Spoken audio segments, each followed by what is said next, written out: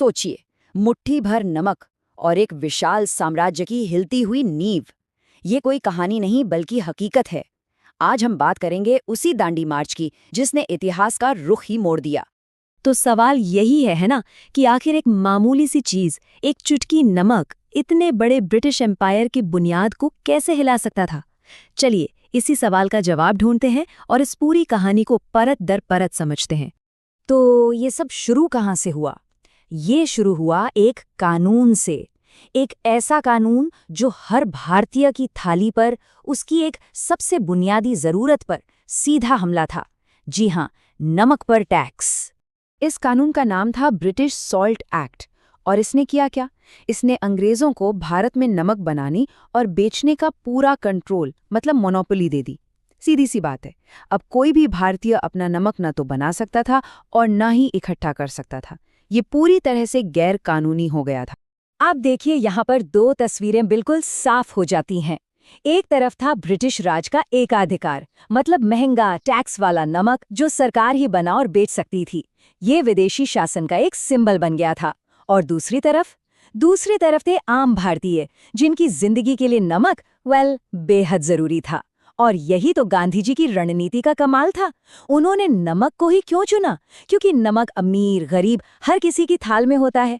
ये एक ऐसा मुद्दा था जो सीधे हर घर से, हर इंसान से जुड़ता था, और इस पर लगा टैक्स वो हर किसी को चुभता था। तो इस अन्याय का जवाब क्या था?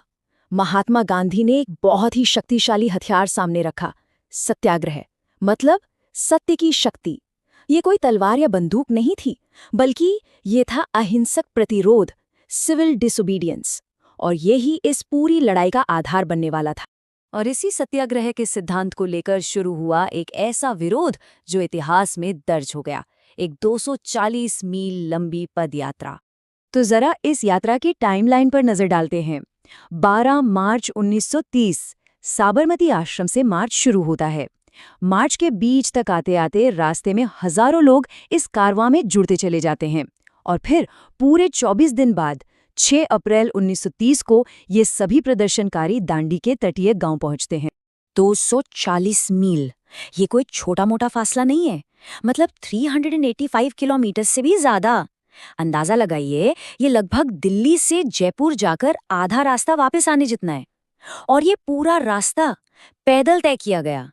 ये उन लोगों के इरादों की मजबूती और उनकी सहन शक्ति की एक इनक्रेडिबल मिसाल थी। और सिर्फ दूरी ही नहीं, लोगों की तादाद देखिए। शुरुआत हुई थी गांधी जी के सिर्फ 78 भरोसेमंद साथियों के साथ, लेकिन जैसे जैसे ये कारवां आगे बढ़ा ना, हर गांव से, हर शहर से लोग इसमें शामिल होते गए। दांडी पहुंचते पहुंचते ये 78 लोगों की एक छोटी सी धारा सचमुच में एक विशाल नदी बन चुकी थी। ये था एक सच्चा जन आंदोलन। तो आखिर इस पूरी यात्रा का, इस पूरे आंदोलन का असली मकसद क्या था? वो एक शब्द में था, स्वराज, मतलब अपना राज, सेल्फ रूल, ब्रिटिश सत्ता से भारत की पूरी आजादी। नमक तो बस एक प्रतीक था, एक जरिया था, असल लड़ाई तो स्वराज की थी। चलिए अब कहानी के उस सबसे अहम मोड़ पर चलते हैं। वो पल जब ये पूरा विरोध अपने चरम पर पहुंचने वाला था, वो क्षण जब कानून तोड़ा जाना था। तारीख याद रखिए, 6 अप्रैल 1930। जगह दांडी का समुद्र तट। 24 दिन की लंबी थका देने वाली यात्रा के बाद अब पूरी दुनिया की निगाहें बस इसी एक जगह पर थीं। और फिर वो पल आया जिसने इतिहास रच दिया। गांधी जी अरब सागर के किनारे पहुंचे। उन्होंने नीचे झुककर बस एक मुट्ठी प्राकृतिक बिना टैक्स वाला नमक उठाया। और बस इसी एक छोटे से साधारण से काम ने ब्रिटिश नमक कानून को सांकेतिक रूप से तोड़ दिया। गांधी जी का वो एक कदम मानो पूरे देश के लिए एक इशारा था, एक चिंगारी जो देखते ही देखते आग बन गई। इसके बाद जो हुआ वो किसी एक विरोध की कहानी नहीं, बल्कि एक पूरे राष्ट्र के जाग उठने की कहानी थी। पूरे भारत में जैसे सविनय अवज्ञा यानी सिविल डिसोबीडियंस की एक लहर सी दौड़ गई। लाखों लोगों ने गैर कानूनी तरीके से नमक बनाना और बेचना शुरू कर दिया। विदेशी सामानों का बहिष्कार होने लगा। किसानों ने साफ साफ टैक्स देने से मना कर दिया। और एक बहुत ही अहम बात हुई, महिलाओं ने पहली बार इतनी बड़ी संख्या में घर से बाहर निकलकर इन विरोध प्रदर्शनों में हिस्सा लिया। अब जाहिर है ब्रिटिश सरकार चुप तो नहीं बैठने वाली थी। उनकी प्रतिक्रिया भी उतनी ही सख्त थी।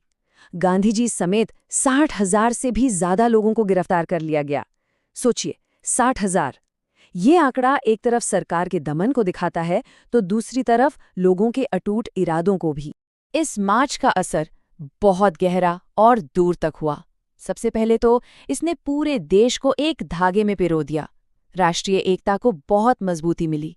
दूसरा, दुनिया भर की मीडिया की नजरें भारत पर आ टिकी। और तीसरा, और शायद सबसे जरूरी, इसने ब्रिटिश सत्ता की नींव को कमजोर कर दिया। पूरी दुनिया ने देखा कि भारत अब चुपचाप सब कुछ सहने वाला नहीं है। तो आखिर में सवाल आता है कि इस मार्च की लेगेसी क्या है?